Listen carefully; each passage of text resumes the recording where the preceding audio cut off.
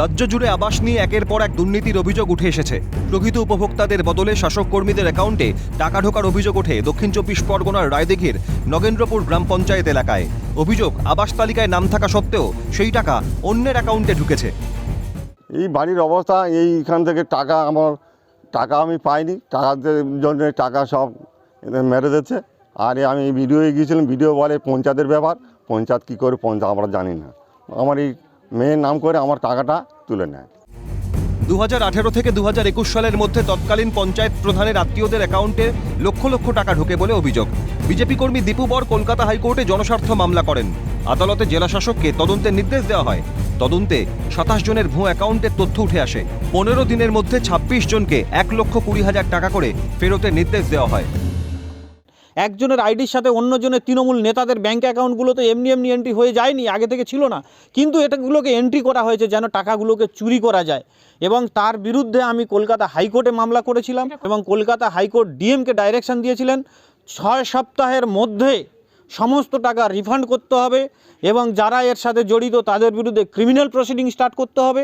কিন্তু ডিএম বা বিডিও এর কোনোটাই করেননি। এই বখরাটা একদম নিচু স্তর থেকে একেবারে নবান্ন পর্যন্ত গেছে এর হিরসা। এর ভাগ বাটোয়ারা থেকে নগেন্দ্রপুর পঞ্চায়েত প্রধান, এমএলএ, এমপি, জেলা পরিষদ, বিডিও, ডিএম এবং মুখ্যমন্ত্রী পর্যন্ত এই ভাগ আছে। আগামী দিনের যিনি প্রধান ছিলেন তার শ্বশুর খালেক গাজী, তার অ্যাকাউন্টে টাকা ঢুকেছে। তার নিজের ছেলে 10-12 বছরের ছেলে জাহাঙ্গীর শেখ, পিতা জাহাঙ্গীর গাজী, পিতা মফিজল গাজী, তার অ্যাকাউন্টে টাকা ঢুকেছে। মফিজল গাজী নিজের অ্যাকাউন্টে টাকা ঢুকেছে। তৃণমূলের বুথ সভাপতি, তার অ্যাকাউন্টে টাকা ঢুকেছে।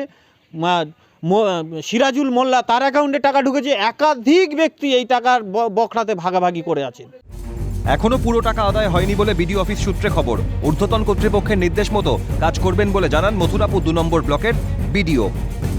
আমি 26 জনকে নোটিশ ইস্যু করেছিলাম এখনো পর্যন্ত। এটা প্রায় 1 বছর হতে চলল। তারপরে ক্রমাগত আমরা বলে 11 জন মতো কিছু করে টাকা, কেউ 30,000, কেউ 25,000 এরকম করে ফেরত দিয়ে, সেইটা জেলা প্রশাসন বলতে পারবেন, আমাদের ঊর্ধ্বতন কর্তৃপক্ষ বলবেন। যেরকম নির্দেশ আসবে বিডিও হিসেবে আমি সেরকমই পদক্ষেপ নেব। অন্যদিকে আবাস যোজনায় টাকা আত্মসাতের কথা স্বীকার করে নেন পঞ্চায়েত সদস্য ও বুথ সভাপতি। এমনকি নোটিশ দেওয়া হয়েছে ঠিকই, কিন্তু এখনো পুরো টাকা ফেরত দেওয়া হয়নি বলে জানান তারা। একটা 30,000 টাকা দিয়েছি, একটা 50 দিয়েছি, আর একটা 20,000 টাকা দেওয়া হয়েছে। ওই মোট 1 লাখ টাকার মতন হয়েছে দেওয়া। হ্যাঁ, জেনে তো ঢুকেছিল, কিন্তু আমাদের ভুলে গেছি, তার জন্য আমরা ফেরত দিয়ে দিচ্ছি টাকা। ওরা কেউ ছিল না তখন, মানে কেউ মারা গিয়েছে, সেই অ্যাকাউন্টে বলে ফেরত দিয়েছিল বলে ঢুকেছিলাম, আবার ভুলবশে হতে ঢুকে গিয়েছে। আমি বলতে পারবো না স্যার। তারপর কি করলেন? তবে টাকাটা তুলতে আবার আমার নামে বলতে নোটিশে আসতে আমি 20,000 টাকা ফেরত দিয়েছি। বাকিটা পরে দেবো বলেছি। কত টাকা ঢুকেছিল? 1,20,000। এই টাকা কোথায় এখন? সেটা এখন আমার কাছে খরচা হয়ে গেছে। খরচা বলতে আমি খরচা করিনি, যারা ওই মানে এর বিরুদ্ধে করে দিয়েছিল তাদের হাতে টাকা ফেরত দিয়ে দিয়েছি। তখন প্রধান ছিল? হ্যাঁ, প্রধানের হাজব্যান্ড ছিল। ও টাকাটা নিয়েছে? হ্যাঁ, 60,000 টাকা নিয়েছে আর আমার 60,000। তো 1,20,000 টাকা করে ঢুকেছিল। কার অ্যাকাউন্টে? ওই আমাদের মোস্তফা বাবুর অ্যাকাউন্টে আর আমার অ্যাকাউন্টে ঢুকেছিল। না ওটা ভুল কথা বলছে, ওটা উনি ভুল কথা বলছে। তার টাকা আমাকে দেবে কেন? আমাদের বাকি আছে প্রায় 1,00,000 টাকার মতো বাকি আছে। অন্যদিকে ঘটনার সঙ্গে যুক্ত থাকলে শাস্তি পাবে বলে আশ্বাস দেন তৃণমূল বিধায়ক। হাইকোর্ট এটা নিয়ে বিচারাধীন ব্যাপার আছে। অবশ্যই হাইকোর্ট থেকে যেমন ধরনের নির্দেশ দিয়েছেন সেটাই আমাদের ডিউটি, সেটাকেই পালন করা। সুতরাং এর বাইরে আর কিচ্ছু বলার নেই। সেটা নিশ্চয়ই কোথাও না কোথাও তদন্ত সাপেক্ষে তাদের দোষী পেয়েছে, তার জন্য যদি মনে হয় তাদের বিরুদ্ধে আইনগত যে ব্যবস্থা নেওয়া সেই ব্যবস্থাই অবশ্যই নেবে।